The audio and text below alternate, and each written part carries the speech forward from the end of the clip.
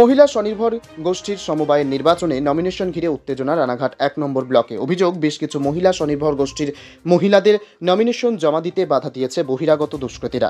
ঘটনায় অভিযোগের আঙুল উঠেছে তৃণমূলেরই একটি অংশের বিরুদ্ধে। সূত্রের খবর, রানাঘাট ১ নম্বর ব্লকের অন্তর্গত বিভিন্ন মহিলা স্বনির্ভর গোষ্ঠীকে নিয়ে তৈরি সমবায়ের কার্যকালের মেয়াদ শেষ হওয়ার নির্বাচনের জন্য নমিনেশন জমা নেওয়া হচ্ছিল রানাঘাট ১ নম্বর বিডিও অফিসে।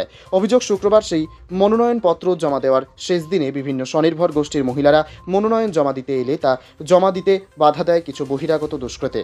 অভিযোগ, বিডিও অফিসের কর্মী বা পঞ্চায়েত সমিতির কোনো সদস্য না হয়েও কিছু বহিরাগত বিডিও অফিসে ঢুকে মহিলাদের মনোনয়ন জমা দিতে বাধা দেয়। আর এই বিষয়ে ছবি করতে গিয়ে আক্রান্ত হয় সংবাদ মাধ্যমও। অভিযোগ, সংবাদ মাধ্যমের ক্যামেরা কেড়ে ভিডিওটি ডিলিট করে দেওয়া হয়। মনোনয়ন জমা দিতে আসা মহিলাদের দাবি আরও একদিন বাড়ানো হোক সময়। আর এই ঘটনা নিয়ে ইতিমধ্যে রাজনৈতিক তরজা শুরু হয়েছে। আজকে আমাদের স্বনির্ভর দলের যে নির্বাচন ছিল, নির্বাচনের লাস্ট ডেট মনোনয়নপত্র জমা দেওয়ার, সেখানে সমস্ত স্বনির্ভর দলের মেয়েরা এসছে, যারা মনোনয়নপত্র জমা দেবে তাদেরকে মনোনয়নপত্র জমা দিতে এখানে সুদীপ ভৌমিক ডাম্পি নামে উনি সবাইকে বাধা দিয়েছে। ঠিকঠাকভাবে নমিনেশন কাউকে জমা দিতে দেয়নি। আমাদের বেশ কয়েকজন নমিনেশন দিতে পারেনি, তাদেরকে ভীষণভাবে ভয় দেখানো হয়েছে। হ্যাঁ, কাউকে বলছে দেখে নেবো, কাউকে স্বামীকে দেখে নেবো, এবং উনি মদ্যপ অবস্থায় ছিলেন, ধাক্কাধাক্কি করেছে, অনেকে মারধরও করেছে, দু একজনকে মারধর করেছে আমাদেরকে। তো এই ব্যাপারটা একটু দেখা হোক, সেটাই চাইছি। আর আমরা সবাই মমতা ব্যানার্জির অনুপ্রেরণায় অনুপ্রাণিত হয়ে এই স্বনির্ভর দলটা করি, এবং উনি আমাদের জন্য চায় যে প্রত্যেকটা মেয়ে স্বনির্ভর হোক। সেই জায়গা থেকে ওনার যে এই সুন্দর প্রচেষ্টাকে কালিমালিপ্ত করতে চাইছে এই অসাধু দুই একটা মানুষ। যেমন সুদীপ ভৌমিক আছে, এখানে অনেকে আছে যারা এখানে বিডিও অফিসে কেউ না, আর দলবল শ্যামসুন্দর ঘোষ থেকে আরম্ভ করে অনেককে আমরা দেখেছি, তার বন্ধু বান্ধবকে নিয়ে এসে মহিলাদেরকে ভয় দেখানো হচ্ছে, ধাক্কাধাক্কি করা হচ্ছে। সৌভিক ঘোষ এখানে উপস্থিত ছিলেন। আমার কথা হচ্ছে, আজকে নমিনেশন, এখানে আজকে বাইরের লোক কেন থাকবে? যারা নমিনেশন দিতে আসবে মহিলারা, তারা থাকবে। এখানে অনেক বাইরের পুরুষদের এনে রেখে মহিলাদেরকে ভয় দেখানো, ভয় দেখিয়েছে, ধাক্কাধাক্কি করেছে, নমিনেশন ঠিকঠাকভাবে করতে দেয়। কি চাইছেন কি? আমরা চাইছি নমিনেশনের ডেট যদি আর একদিন বাড়িয়ে দেওয়া হয় তাহলে সেই ক্ষেত্রে সুবিধা হয়। এখন দেখা যাক কি হয়। আপনার নাম? আমার নাম দীপা দাস। আপনি কোনো কল্যাণপুর পঞ্চায়েত থেকে এসেছি। আজকে আমাদের স্বনির্ভর দল করেছি মমতা ব্যানার্জির অনুপ্রেরণায়। আমাদের স্বনির্ভর দল সংঘ ছিল, সংঘ থেকে সমবায় রেজিস্ট্রেশন হয়েছিল। সেই রেজিস্ট্রেশন হওয়ার পর 5 বছরের মেয়াদ পূর্ণ হয়ে যাওয়ার পর আমরা আজ আমাদের নমিনেশন ছিল। এবার দিদি এই নমিনেশন দেওয়ার কারণ যে আজকে সংঘ সমবায় রেজিস্ট্রেশনের কারণে একটা প্রসিডিওর মেনশন করে, যেটাকে নমিনেশন দিয়ে ভোট করে মেয়েদেরকে পুনর্নির্বাচন করানো হচ্ছে।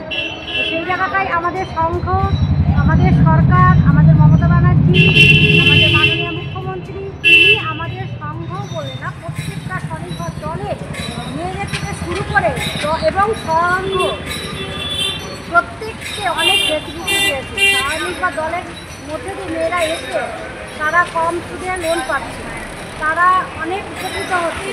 মেয়েরা তো কোনো চাকরি করে না, তারা একদম গ্রামে খেটে খাওয়া মানুষ, দরিদ্র পরিবারের মানুষ, প্রত্যেকে এই দিদির অনুপ্রেরণায় এসে আমাদের চিকিৎসা করতে আনন্দ ধারার প্রচুর নিয়ে উপকৃত হয়েছে।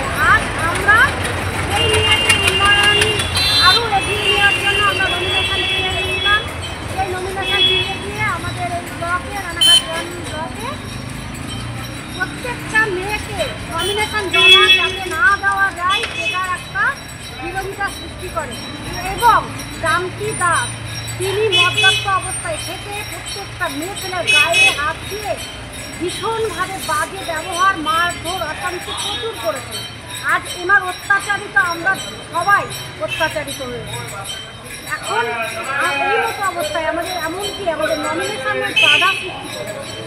সেই মতন অবস্থায় আমরা জানাতে চাইছি যে এর গুরুতর শাস্তি। যখন গণতন্ত্র থাকে না, নিজেদের মধ্যে লুটেপুটে খাওয়ার লড়াই হয়, তখন নিয়ম আর কিছু থাকে না।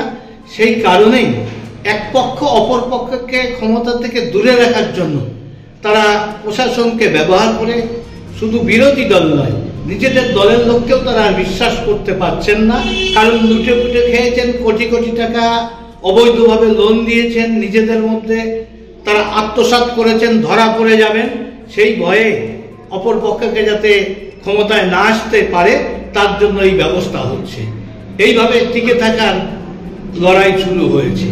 দেখা যাক এটা যদুকুল ধ্বংসের বাস্তব চেহারা কিনা আগামী 26 সেটা বোঝা যাবে।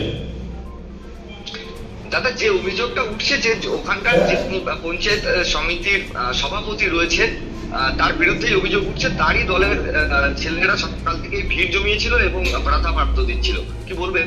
আসলে এরা চুরি করে খেয়েছে অতীতে সরকারি কেন্দ্রীয় সরকারের টাকা মহিলাদের উন্নয়নের স্বার্থে না করে নিজেদের স্বার্থ চরিতার্থ করেছে। তাই অপরপক্ষ আসলে এরা ফেঁসে যাবে, জেলে যাবে, সেই জন্য এটা নির্বাচনকে প্রহসনে পরিণত করে ক্ষমতায় আঁকড়ে থাকার জন্য এটা ব্যবস্থা করছে।